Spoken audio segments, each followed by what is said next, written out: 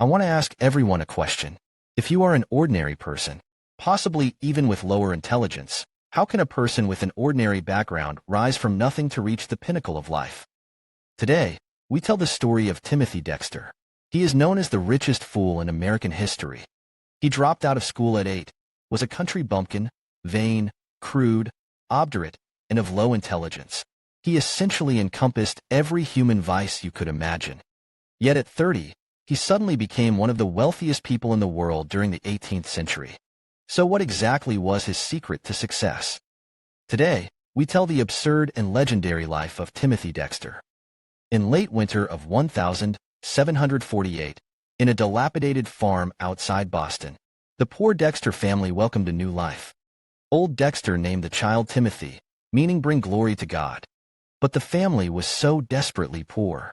Timothy didn't have the means to receive formal education. He dropped out of school at 8 to help on the farm.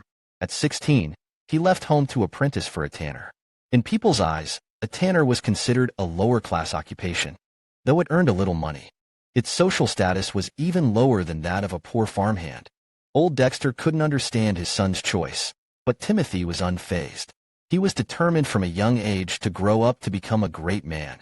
If not, at least to become a rich man. The arrogant Timothy had no clear awareness of himself. Whether this was a help or hindrance on his road to success, we do not know. But his upbringing and mindset destined him to be misunderstood his whole life. And his stubborn old father was the first to question life as he watched Timothy amass wealth. Timothy's first turning point came shortly after becoming a tanner. He didn't get rich, but his master suddenly struck it rich. Leather craftsmanship brought from Europe became a new fashion among the colonial elite. And only Timothy's master knew the craft.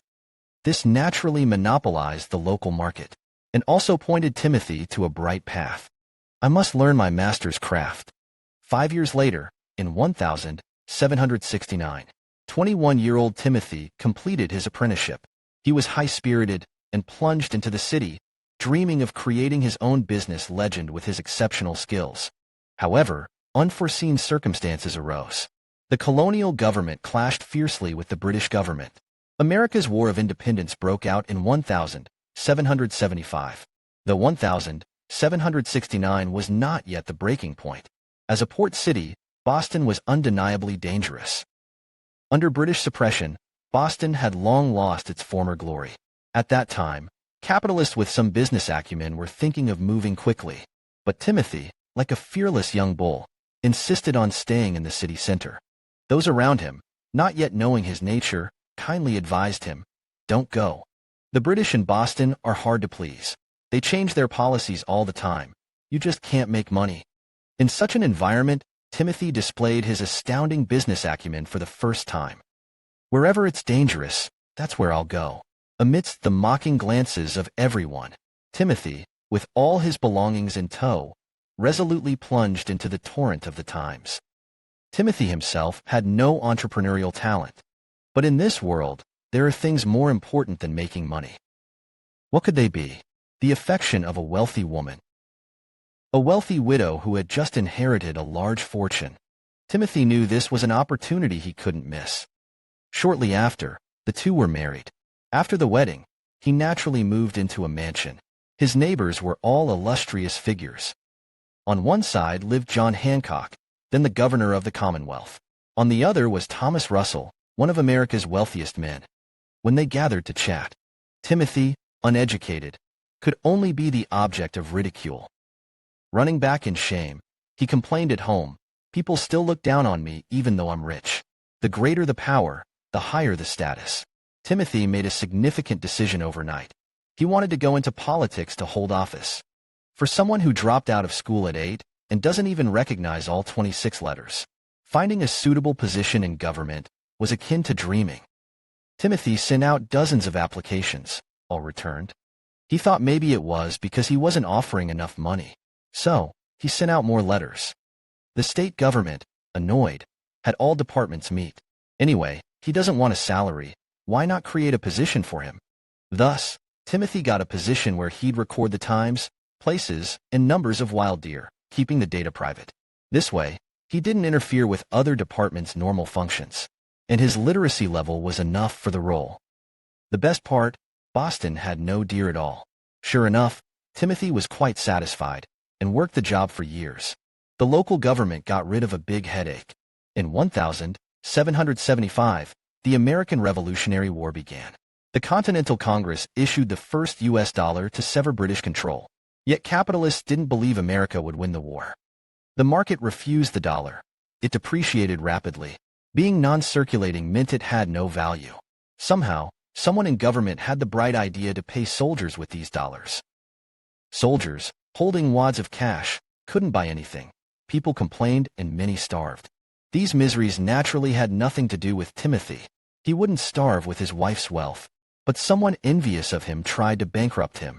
So, they said to him, "You want fame and people's respect?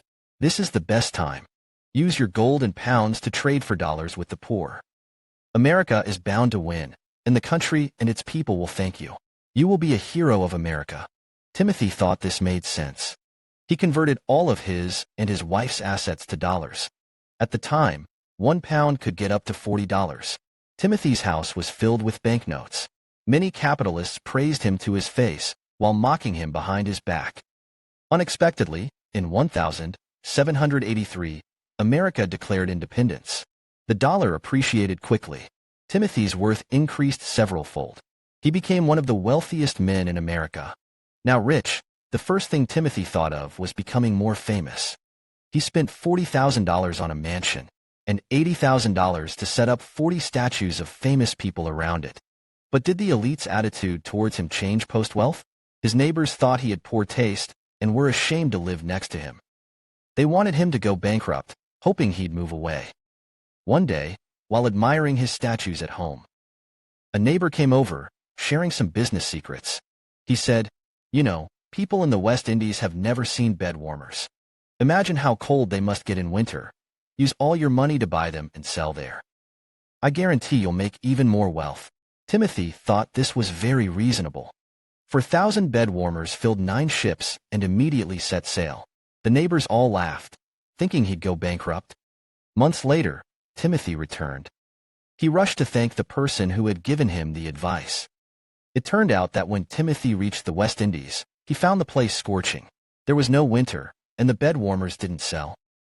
Timothy could only stroll around the island. He noticed that locals mainly grew sugarcane, and the unsold sugarcane rotted in the fields. Timothy had a sudden inspiration. The excess sugarcane could be processed further. When he returned home, Timothy calculated his profits a surprising 80% profit margin. The rapid wealth growth made him love this trade, and he believed himself to be a business genius. Everyone laughed at Timothy's foolishness. Yet amid these accidental strokes of fate, he grasped the essence of commerce. Business sometimes isn't just about bridging supply and demand. When consumers have no demands, high-end business people excel in creating them. The Boston elites, unhappy with Timothy's wealth, tricked him again. They said, "In a place called Newcastle, many buy coal daily. Why not buy tons of coal to sell there?" Timothy thought it made sense. Unbeknownst to him, Newcastle was a major coal producer. Despite any business talents he had, he couldn't hope to sell it there. Fortuitously, when Timothy arrived, the local coal workers were striking with no mining in progress. Traders were desperate, and Timothy's coal was timely. Timothy made another fortune. After tasting success, Timothy frequently sought wealth advice from his neighbors. For example, shipping warm gloves to the Polynesian islands led to a complete sellout thanks to a Portuguese fleet en route to China. His purchase of 340 tons of whale bone nearly monopolized the domestic market. A European corset craze ensured another sellout. These ventures elevated Timothy's wealth to its peak. His neighbors, who once looked down on him, could no longer keep up. No one dared insult Timothy anymore. He finally got the respect he dreamt of. But Timothy was still unsatisfied. Uncertain whether the respect was out of fear or flattery. He wondered how history would judge him after death. Would friends and family mourn? Timothy was unsure. He knew many great men left endless sincere mourning at their funerals. So Timothy decided to die metaphorically, to see how people reacted at a funeral. He spent a fortune organizing a fake funeral. even convincing his wife and children it was real. Over 3,000 attended. Timothy silently observed from behind the coffin. His son drank heavily, indicative of grief. His daughter covered her face in agony. But his wife smiled and socialized with guests. At the farewell, as his wife passed the coffin, Timothy couldn't stand it any longer. He jumped out of the coffin and whipped his wife with a belt. The farce ended amidst shocked onlookers. In his later years, Timothy was satisfied upon reviewing his turbulent life. He planned to leave a biography for posterity, but he hadn't read much and stubbornly wrote it himself. The result was riddled with errors and incoherence. The whole piece lacked punctuation. Publishers refused it, knowing people wouldn't pay for it. But Timothy didn't care. He had money, self-funding prints, standing on the roadside giving copies, printing more when supplies ran out. An editor, unable to bear it, said the book's lack of punctuation made society ridicule him as illiterate. Timothy was angry upon hearing this. Punctuation? Print them on. The last page was all punctuation. If you needed one, take it. On October 26, 1806, Timothy died. This time, it wasn't an act. He was truly gone. There was no scene of grief he hoped for. Everyone was happy with their large inheritances. Later scholars were polarized in their opinions of him. Some said he was absurd, others said talented. I agree with a more neutral opinion. Timothy Dexter spent his life seeking respect, yet he wouldn't hide his flaws or showcase his strengths. In a society where everyone wore a fad, he ended up as an oddity. After watching this video, what do you think of Timothy Dexter? Thank you for watching, and don't forget to subscribe to my channel.